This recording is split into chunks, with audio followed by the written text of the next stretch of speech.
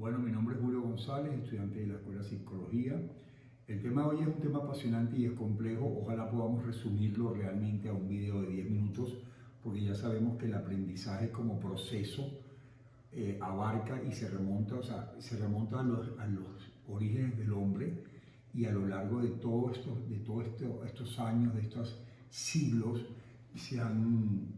han habido muchos aportes de teóricos y de estudiosos de cuál es la mejor manera de educar, de educar y de darle herramientas a un ser humano para el mejor aprendizaje posible. ¿Para qué?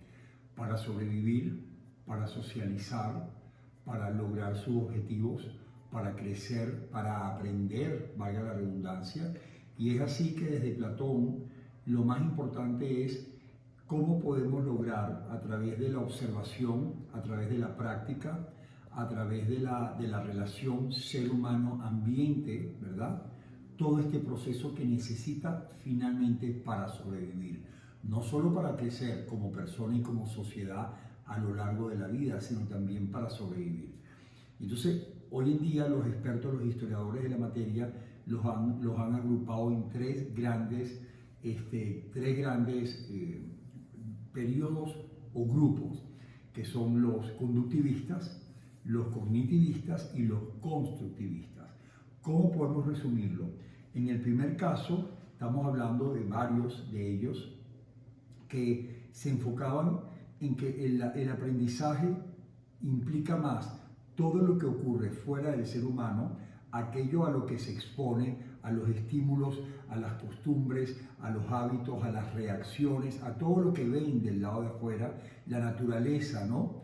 Como algo totalmente independiente del hombre, como un proceso que se hace de lo exterior hacia lo interior. Después, con el tiempo, llegan los cognitivistas que dicen, no, hay una parte que tiene que ver con el proceso propio, cognitivo.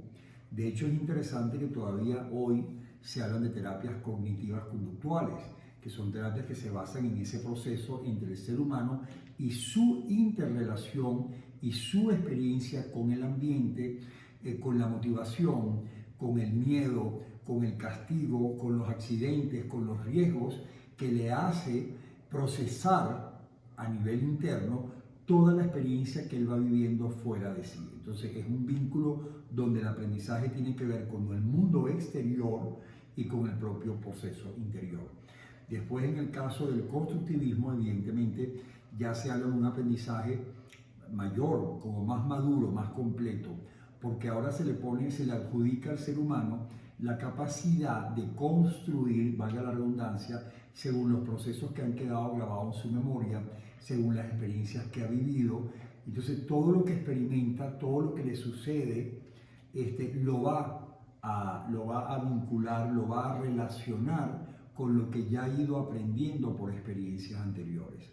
Ahora bien, esto es un proceso largo, complejo, donde desde Piaget a tantos otros expertos, Erikson, tantos, nombran más de 10 en la hoja que propone la universidad, vamos a pasar por diversas aportes, pero aportes que según mi punto de vista no son excluyentes, sino que van sumando. Por ejemplo, vemos que en el caso de Piaget, él se centra más en los niños, en esa etapa infantil, primaria. En otros van aportando cómo ese niño en esos primeros momentos tiene que ver con un vínculo para sobrevivir, que tiene que ver con el vínculo con los padres, con las sensaciones, con las temperaturas, con lo que mira, con lo que observa, pero realmente el aprendizaje va creciendo, se va desarrollando a lo largo de ese ser humano, que tendrá herramientas distintas con el tiempo.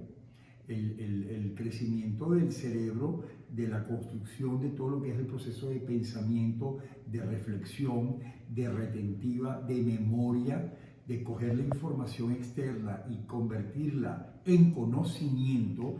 Ese proceso de aprendizaje a lo largo de la vida del ser humano va a incluir múltiples herramientas, ¿no?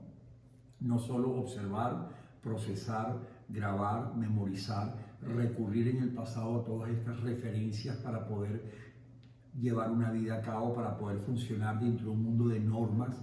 Las normas se tienen que aprender, la educación, las normas, la moral, la ética, todo este mundo que heredamos tiene que ser aprendido para poder procesarse y ponerlo a funcionar. Hay diversas etapas, está la niñez prematura, está la adolescencia, ¿no? Y en cada momento el desarrollo del cerebro es distinto. No es lo mismo el cerebro de un niño de 1 año que está captando todo lo que observa, es pura observación para crear todo ese mundo de redes neuronales que van a registrar temperaturas, sabores, olores, sonidos que ya un niño de 10 años o de 15 años, ¿ok? Son necesidades distintas, son experiencias distintas. ¿Qué más podemos decir? Lo importante de todo esto es que en ese proceso de aprendizaje, que como vemos a lo largo de la historia, no excluye una teoría a otra. Yo diría, según mi experiencia, que se nutren una con la otra, que abarcan mayor número de herramientas. Hoy en día los psicólogos, por ejemplo, cuando uno observa el trabajo de ellos, porque es el aprendizaje para el psicólogo más que para los profesores, más que para los maestros, psicoterapia, por ejemplo, en ese caso, vemos que utilizan mucho qué ha aprendido esa persona, cómo lo ha aprendido, qué posibilidades de aprendizaje ha tenido, quién le ha enseñado, qué le ha enseñado, y aquí viene la parte del condicionamiento, que muchos de estos pensadores también lo han trabajado, que es la parte de cómo ha sido condicionado ese ser según el lugar que ha vivido, las condiciones que ha tenido económicas, sociales, culturales, que lo van a condicionar. Y su aprendizaje no es que sea limitado, es condicionado a la experiencia y la circunstancia que le ha rodeado. Ponemos una persona en otra realidad y es totalmente distinta. Como por ejemplo, esto es importante, no quiero dar nombres, porque decir 10 nombres de 10 teóricos sería coger un papel para leer sus nombres y sus teorías. Prefiero vincularlas a todas. Por ejemplo, no es lo mismo el aprendizaje cuando lo haces a través del juego, ¿no? Cuando lo haces a través del juego, de la recompensa, que cuando es, por ejemplo, por logros o por castigos. Son aprendizajes muy distintos. No es lo mismo el aprendizaje de todos los sentidos que están activos cuando estás en el medio de la naturaleza. Lo que tú aprendes con los olores, los pájaros, el mar, el sol, es totalmente distinto a la parte que tiene que ver con la reflexión, con el área cognitiva del registro de una información desde la lógica, ¿no? Como te puede ocurrir, por ejemplo, cuando te dan una ecuación, un profesor, que tienes que resolver una ecuación, o como cuando estás en un juego, que tienes que ir a referencias anteriores de qué ha pasado en el pasado y cómo lograste ganar o no ganar. Y en fin, el aprendizaje va a ir en múltiples áreas según sometas a ese ser humano. Dependiendo del ambiente que le das a ese ser humano, de la edad que tenga ese ser humano, de los estímulos y del ambiente que le rodee, vamos a ver la posibilidad de crecimiento de ese ser humano y sobre todo de la información que reciba. No es lo mismo un proceso de aprendizaje fuera de un salón de aula que en un salón de aula, en un recinto universitario, que en la etapa infantil. Todo esto va a variar. Y entonces, con el tiempo y la madurez del ser humano, ¿ok? Y gracias a ese vínculo que hay entre un terapeuta o un profesor, esa dialéctica que va a haber de información, de experiencias, va a hacer que la persona amplíe su horizonte de aprendizajes y cada vez tenga más herramientas y más capacidades para que lo aprendido exija crecer a otros niveles, llevarlo a otros niveles de aprendizaje. Es la manera de hacerlo, y yo diría que la suma de todos estos movimientos a lo largo de la historia son válidos, y sobre todo ahora que estamos en la era digital. En la era digital comienza, digamos, una cuarta categoría, que es la teoría social virtual, digital, porque ahora hay una nueva manera de aprender. Nunca nos imaginamos, y mucho menos estos autores, podemos llegar atrás hasta la época de Brunner, a la época de Piaget, a Platón, Aristóteles. Si nos vamos a cualquier época de la historia, nunca nadie se imaginó que las herramientas de aprendizaje hoy por hoy serían a través de las redes sociales, de los buscadores, con ese mundo ilimitado de información que el ser humano a veces no tiene ni siquiera la capacidad para procesarla y para discernir entre lo correcto, lo incorrecto, lo que es conocimiento, lo que es sabiduría y lo que es basura. Y esto tiene una velocidad y un ritmo que muchas veces supera la capacidad del joven para poder procesar tanta información y depurarla, para convertirla en un conocimiento que le deje un aprendizaje.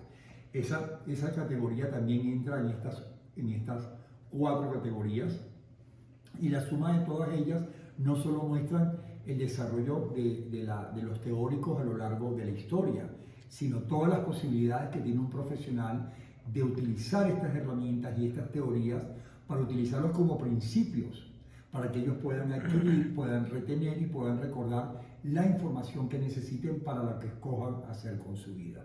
Me encantaría poder extenderme y poner ejemplos más puntuales. Yo había pensado de pronto, pero yo tengo 39 de fiebre y esto ha sido, agradezco que me den la oportunidad de hacerlo ahora porque no me he sentido bien, pero yo quería hacer un ambiente en mi hogar donde hubiese una parte de juego con varias personas jugando para que se viera un tipo de aprendizaje. Una sala, por ejemplo, donde estuvieran cocinando, cómo se prepara una comida, qué áreas de cerebro vas a utilizar para darle coherencia, que tiene que ver con los sentidos, tiene que ver con la memoria, tiene que ver con lo que has construido, y después la parte del salón con palabras, o con palabras, con imágenes, que a través de unos carteles pudiera una persona en un momento dado hilar pensamientos, asociar y generar una información que le dé un aprendizaje. Pero bueno, creo que los tiempos no me dan para más y ojalá nos den la oportunidad de hacer una segunda parte de este video que me encantaría poder profundizar un poco más. Gracias.